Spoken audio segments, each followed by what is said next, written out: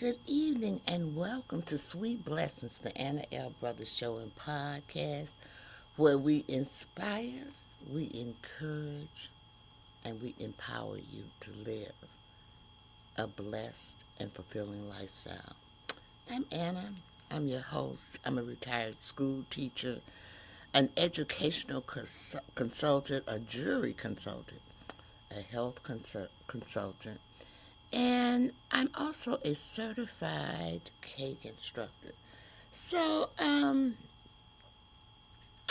I bring a wealth of knowledge and experience to our conversations.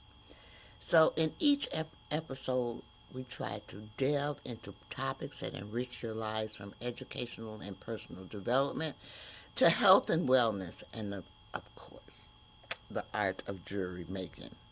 So this is done by me providing knowledge or workshops. Sometimes I have guest speakers who come on. So I'm just asking you to join me as we explore inspiring stories, expert insights, and practical advice to help you live a blessed and fulfilling lifestyle. I want to thank you again for joining me this evening. And for tuning in to Sweet Blessings, where every conversation is a treasure. So let's get started. I'm starting a new series, and the name of this series is Joyful Educators Matter. Okay? And so I do want to say, we're going to go to a commercial, but I just want to say this before we go to the commercial, and then when we get back, we'll be ready to get started. What happens when the people who are shaping our children's future begin to lose their joy? So in this episode, we explore why educators' joy and sustainability are essential, not for teachers, but for every child they inspire. Educators pour their hearts into shaping young minds, but who is pouring back into them? Let's go to commercial. When we come back, we're going to delve into that topic. Oh, I got some comments, y'all. Let's see who it is. Let's see what they're saying before we go to commercial. Terry says hello. Oh my God, what school? I don't know what you mean by that, but okay. But anyway, let's go to commercial, and then when we come back, we're going to delve into this topic. Remember, joyful educators matter.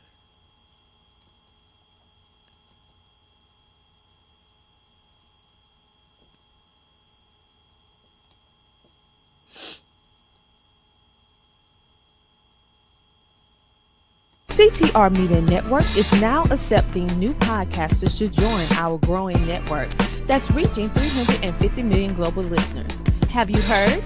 CTR Media Network offers podcast production, podcast training, distribution, and product placement. Book us for your next event or schedule an interview with CTR Media Network podcasters today. To learn more, go to ctrmedianetwork.com. Okay, welcome back. I'm Anna. I'm your host of Sweet Blessings, the Anna L. Brothers Show and Podcast. And today our topic is educators, joyful educators matter. And so, you know, have you ever thought about behind every thriving classroom is an educator who has found a way to stay inspired, supported, and sustainable in the work they love. And, that is so, so, I'm not, it is so important, okay? because most times, anyway, let's go on. So I want to just say welcome back to Sweet Blessings, the Anna L. Brothers show and podcast. So in today's episode titled Joyful Educators Matter, we're talking about something that impacts every child, every classroom, and every community, the well-being of our educators. Teaching is a calling that requires patience and passion and creativity and heart.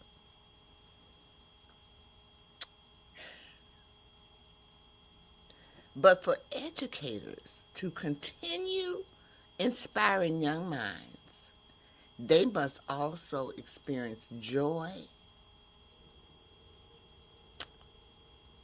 support,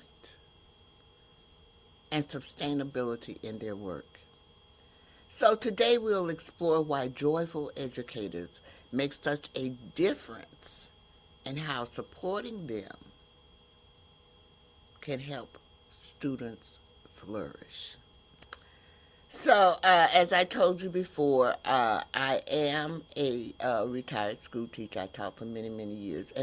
And basically my degree was in early childhood education, but I taught it all. I taught adults. I taught different subjects. I taught science. I've been, in administrative. I'm going to say that I have been an innovative teacher. So sometimes things happen that make us stifled, okay? And I'm proud to say that I'm still working, even though I'm retired, I'm still doing some consulting for the state. And so I help other people try to, motivate them and to show them as well. So, I do have a little, I always got a little presentation for y'all. So let me bring it up because, really and truly, I might be all over the place tonight, but joyful educators do matter. So I'm going to try to get to my notes because I got notes everywhere for this thing because, this is my field, so I am just eternally grateful to be able to to share some of the things that have happened to me in the course of this, and things that help you not to be burned out and all of those things. So let me see what I have here. Okay. Joyful educators matter.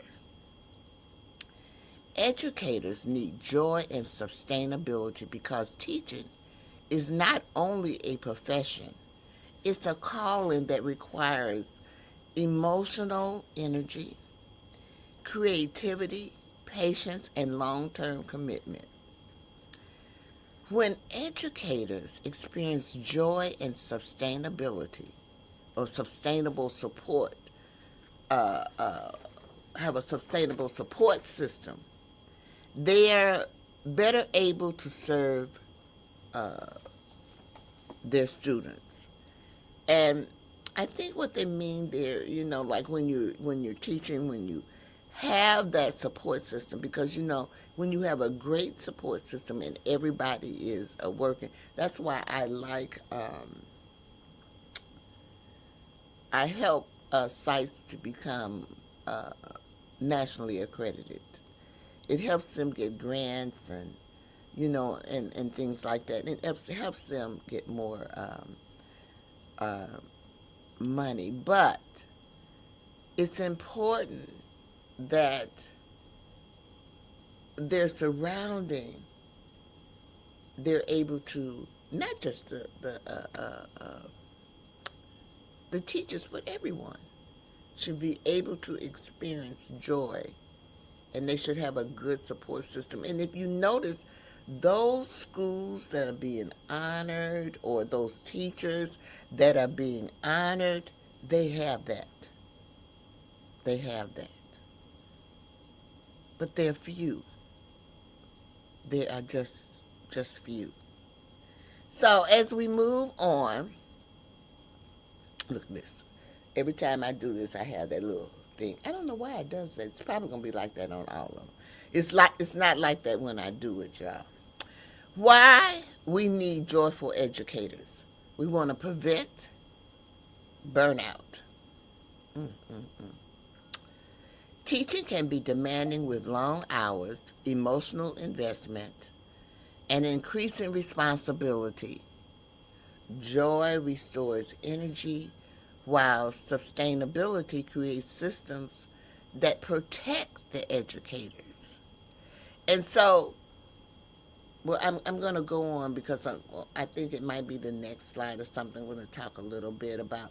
But when your teachers are joyful and they really are enjoying themselves, they don't get burnt out. They're enjoying themselves. They're loving what they do.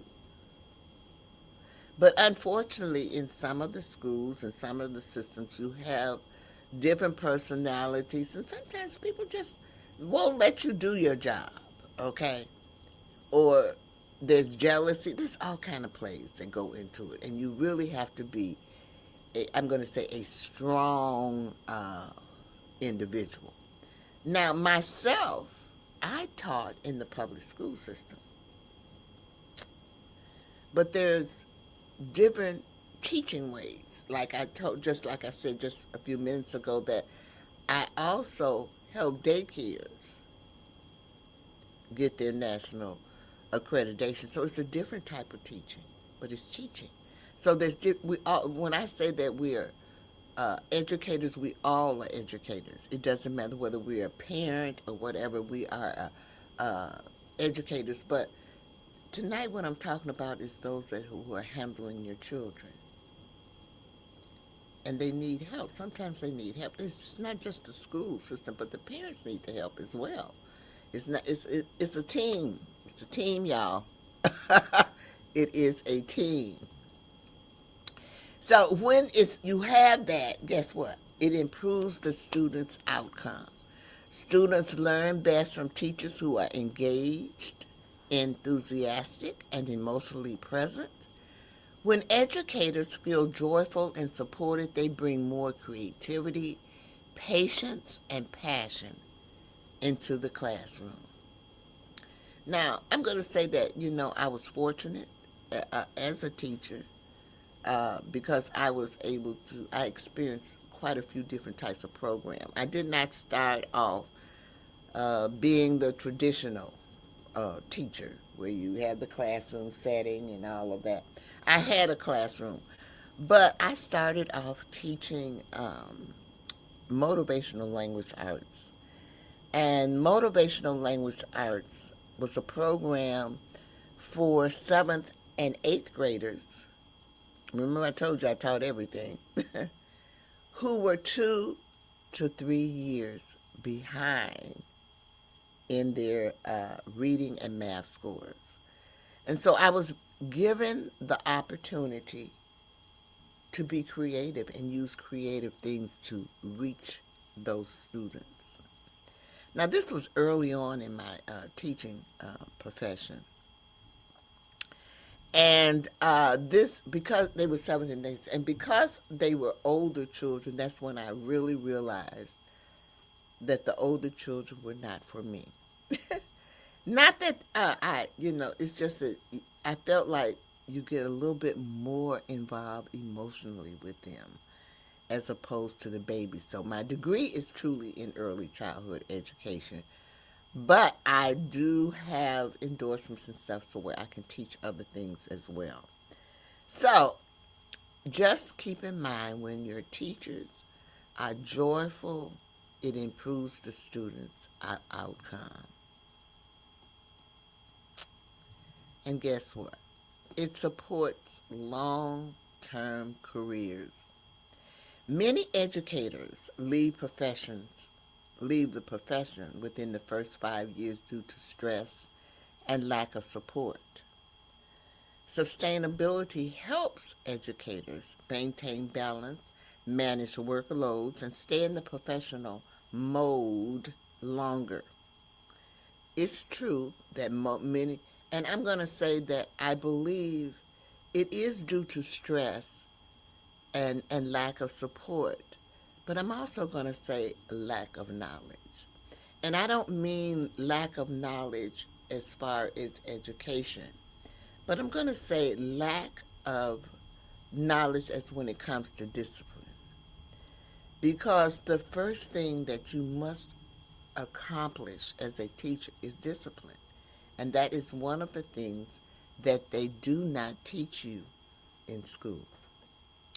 They don't teach you classroom management and how you handle your class. And that's why I believe many educators leave the profession within the first 5 years. Yes, they're stressed because they don't know what to do and how to do it. So you basically have to come up with your own methods. And that's where that creativity comes into play. But keep in mind, you all, that what we're trying to build and support is long-term careers. We want our children or our babies to have long-term careers.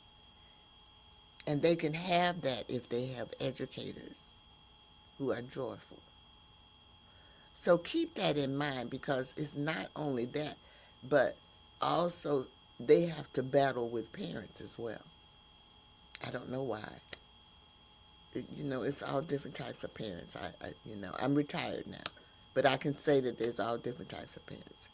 You get those parents that are going to support you. You get those parents that are very critical of you. You get those parents that don't understand the system at all. You get those parents that think that you are a miracle worker, So, like I said, they're all different types of parents. And most people don't know how to deal with that as well. And so they don't have the knowledge and things like that to do that. So we're going to take a brief break now and go and have a commercial, and then we'll be right back. Oh my goodness, the mailman came. I hope my sweet little thing cookie's in here. I just hope it's in here. Let me see. Let me open this up. That's it. That's it. Sweet little thing cookie. That sweet little thing cookie.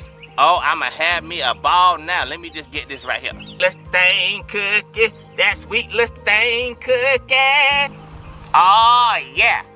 I finally got my cookies. This sweet little thing cookies. Oh yeah. I'ma have fun. This package kinda big though. Man, it got a lot of cookies. Oh yeah, this the best day ever.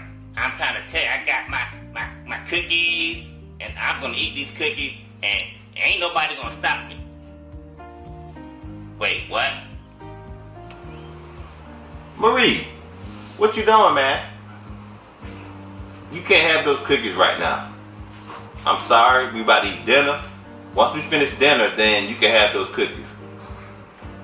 Go ahead, put them up. Go ahead, put them up. Are you serious, bruh? I got sweet Lestain cookies, and now I gotta wait for dinner? Fine, can I at least look at the cookies? Thank you. Oh my goodness, I have waited all this time now. I gotta do all this. Fine. Oh yeah. I got my hands on some sweet Lestain cookies. But I can't eat them right now because bruh talking about I gotta wait to dinner. Okay, I'ma do that. But once I finish that, it's gonna be on, y'all. Oh my goodness, the mailman came. I hope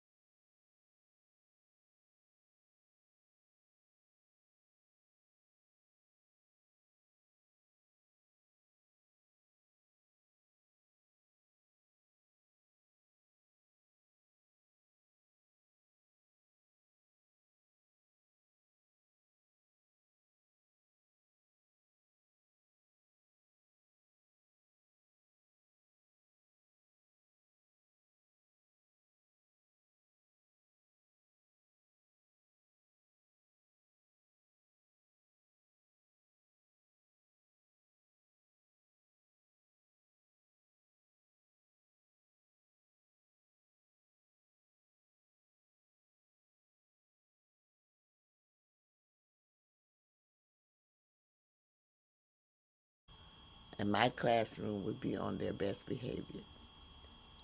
Only because they set their own rules. I don't care what class I had, whether, usually with adults you don't have to set rules, but, with teenagers and little ones and everything, we have to have classroom rules. And all of them know that. So, since we have to have the classroom rules, why can't you make up your own rules? Why I got to be the one? And I've always been that way. I have always let them make up their rules. That's the only thing that I did. I let them make up their rules. And it showed ownership. So when I got my class, I don't care whether it was the babies, because when you get the babies at 3 and 4 year olds, they know the difference between right and wrong. Okay, and they're able to comprehend, and they're able to make rules too. And so I would just go around and let everyone give me a rule, and I would write it down on the board. Everybody's rule would be on the board. Then we would sit back, I'm serious, and we would look at those rules and we would say, can we combine some of these rules? It was a work in progress. And they would look at them, and they would say, yes, this one over here and this one over here, they're kind of like the same. And we would combine them till we got down to like 10 rules, and we would have 10 classroom rules, okay? So after we have developed our rules, and I tell them that I'm going to post these rules so everybody can look at them. It doesn't matter whether they're 3 or 4, they can't read, but word recognition is there so that they can. I used a lot of color in my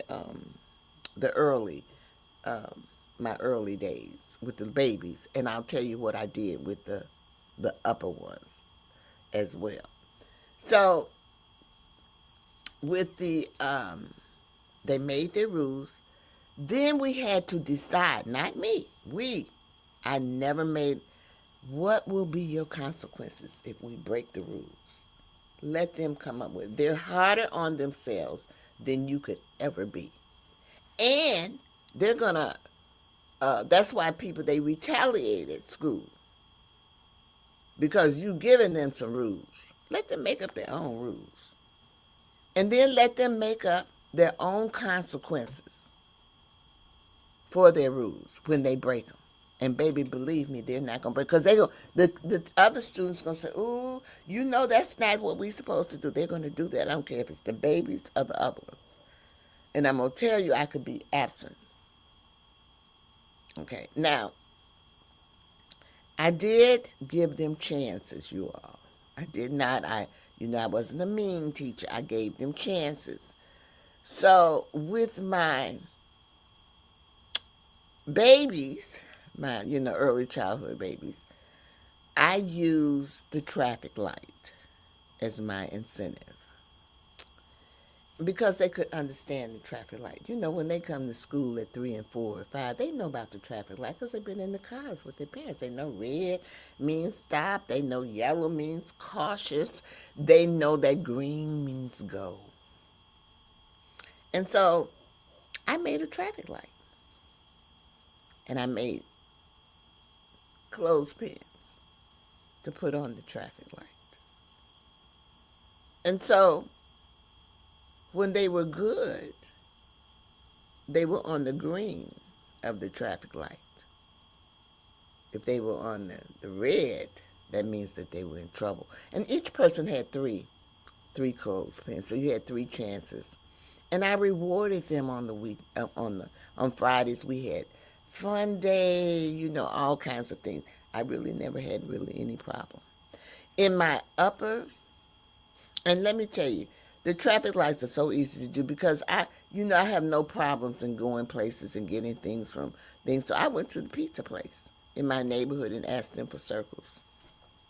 Perfect. Those circles are perfect for traffic lights. So I'm giving, I'm also going to give you some little resources and, and things like that. But also for the older children, I use the McDonald's French fries thing. I made a bulletin board, and each French, the things that the French fries come in. I went to McDonald's and asked them for the French fries cups, and they gave them to me.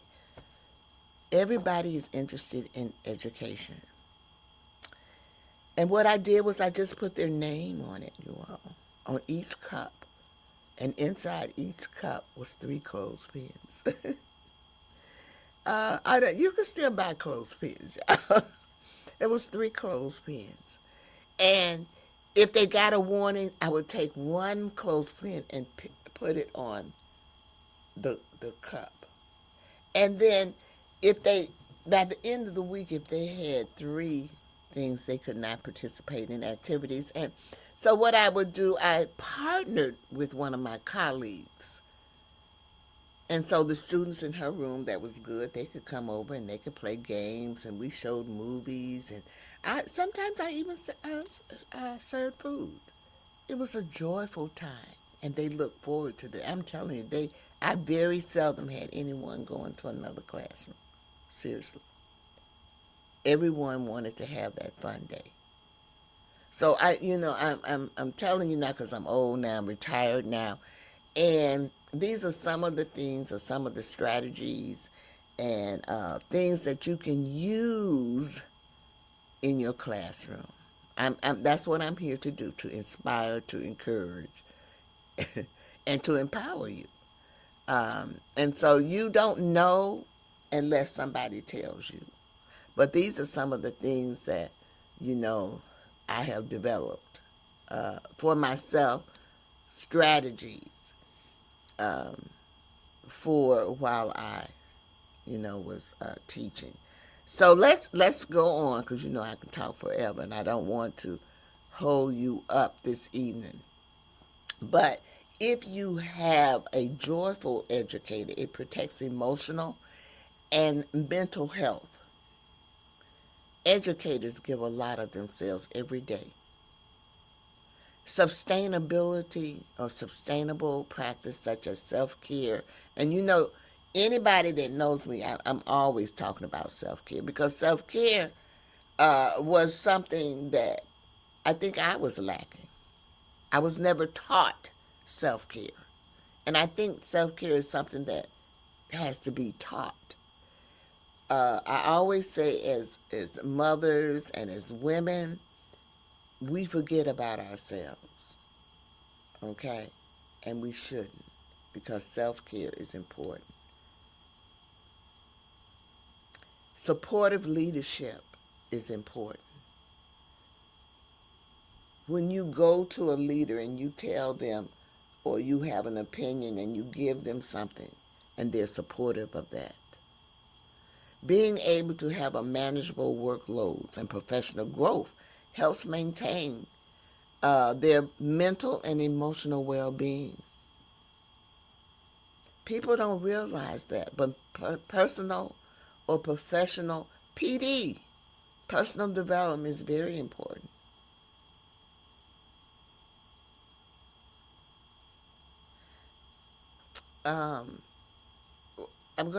My mother was a reader. Everybody in my family is a reader. We're avid readers, even my granddaughter. We're all just avid readers. But my mother always had magazines in the house. So I grew up reading magazines. I grew up reading novels. I liked television, and, she wouldn't...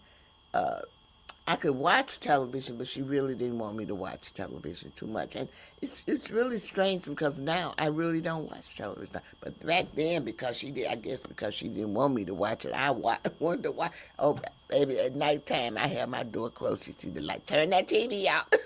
But seriously, hey. But I'm just saying that it's a balance, you all. We've got to learn how to balance it, and so that everybody is joyful in as much as possible. Let's just put it like that. I think no, I'm gonna go ahead on. I was gonna say we're gonna take a commercial, but I'm gonna go ahead on. You want to honor the value of the profession. You know, teachers really don't get paid for, for their worth, because teaching shapes the future. The world is the way it is now because of teachers. Ensuring educators experience joy and sustainability recognizes their importance and honors the impact they make on generations of learners.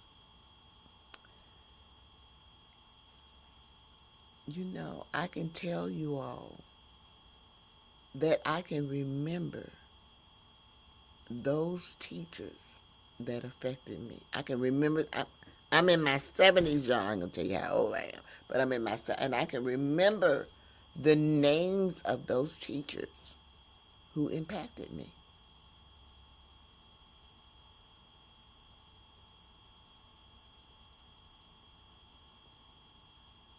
Do you think that they were joyful educators? I do. I think that they made me a joyful educator. I'm going to tell you that from the age of 6, that's when I went to nursery school, I was so overjoyed with learning and all of that, that I decided then that I was going to be a teacher. So at that tender age then, going to nursery school or kindergarten, the beginning of kindergarten way back then, I decided that I was going to be a teacher, and lo and behold, that's what I became. I set my goal, and I worked toward that goal. And I taught all through my life, y'all, because I taught Sunday school. I'm seriously, I had to be 8 or 9, and I would teach the babies. They had the little babies there. I would teach them. So I've been teaching for, Lord, all my life, So I enjoy it. Like I said, I help daycares. I have about 13, maybe, I might have about 15 daycares that I work with to help them get their national accreditation for the National Association for the Education of Young Children. As well. I've also been an assessor for the National Association. I've been around for a little bit in the field of early childhood education. I've been honored for awards, and even for at the Illinois level as well. So as you get older, you need to pass on some of the things that you have learned to other people so that they can know. When you're in the classroom, you can't pass on nothing. And that was one of the things that bothered me in teaching. There's no networking. Now, I was fortunate because I taught Head Start. We had networking. We taught there, but we met with other Head Start teachers. We had plannings together with other Head Start teachers from the district, all around the district. And so, but in the regular situation, there is no networking. Even in the daycare situation, there's no networking. It's just right there in that little thing, unless they have like a director's network, and the directors get together and network. But as far as the people in the daycare, no, I don't see it. Those are things that we still have to work on, okay, as we move on. And before I leave, it's just a simple way to say it. Joy fuels educators, and sustainability keeps the flame burning. Without joy, teaching becomes exhausting. And without sustainability, even passionate educators cannot continue long term. And so that's when you find those educators that's been teaching 20 years and then they decide to leave. they give up. They decide to leave.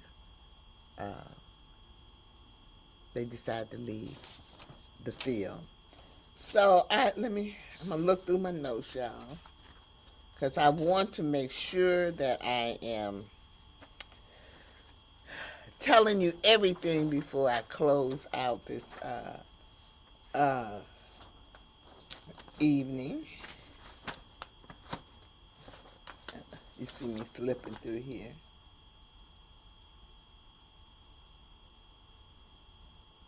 Okay.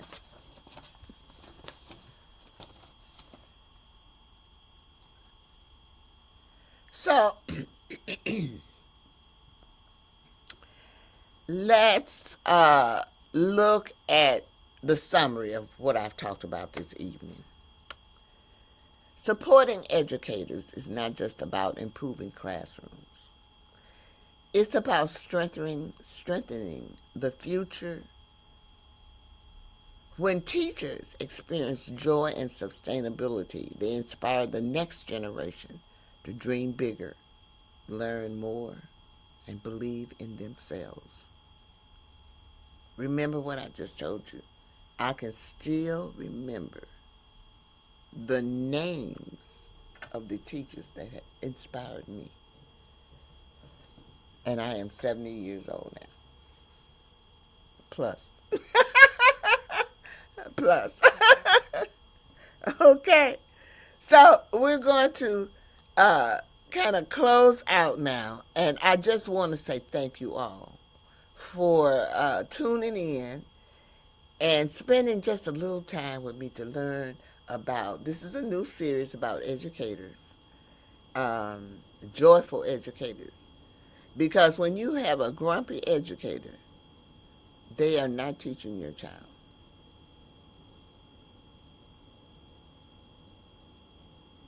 They do not like their job. And that comes across. Not just to the children, but to everyone. So I want to again thank you. And I'm hoping in some kind of way that this has inspired you. And I'm also hoping that in some kind of way, this has encouraged you. And I'm also hoping that in some kind of way, this has empowered you. Before I leave, there is a few little things, because, I always forget, that I do want to remind people about. Hold on. I think my computer is froze now, so we'll see. Maybe not. Let's see. Okay, here we go. I still think it's froze, but we'll see. There's a couple of things. It's jumping or something.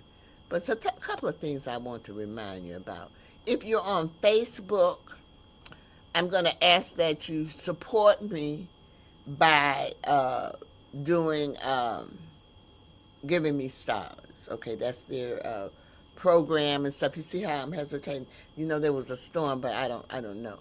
I also have a website. This is my website, and on my website you'll find my podcast. You'll find I do other things. You'll find my sweet listings there, as well as my podcast and my gardening, and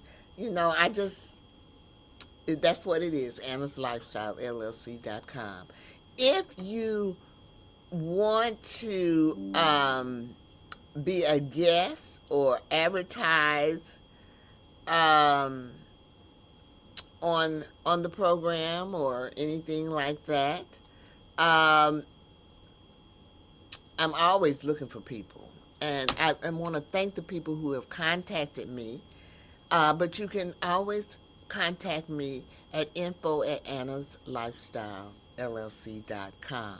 Reach out to me. It might take me a few days to get there, but I will get back to you on that. And thank you for your interest in Sweet Blessings, the Anna L. Brothers Show and Podcast. This is another look at the email, and I'm always asking y'all to subscribe. Ooh, Lord, please. Subscribe. You want to like, follow, share, and subscribe to all of my social media platforms. So this is my YouTube. This is my Facebook. And I do have Instagram. I don't see it right now. Okay. So we're going to close out. And I always close out with my 3Ls. So after I do my 3Ls, well, before I do my 3Ls, I do want to do an announcement. I do have a book coming out. Hold on, I can get to it. I'll show it to you.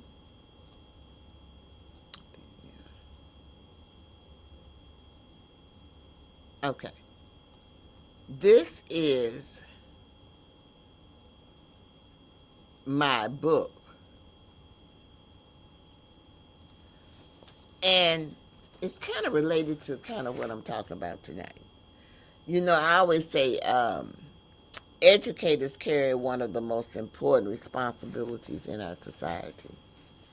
Shaping young minds, nurturing curiosity, and building the foundation for lifelong learning. Yet the work of teaching often requires emotional energy, creativity, patience, and resilience every single day. Joy and sustainability are essential for educators, not only to remain in the profession, but to thrive within it. When educators experience joy in their work and have sustainable support systems, they are able to bring their best selves to their classroom, to their students, and their community. This is a collaborative book.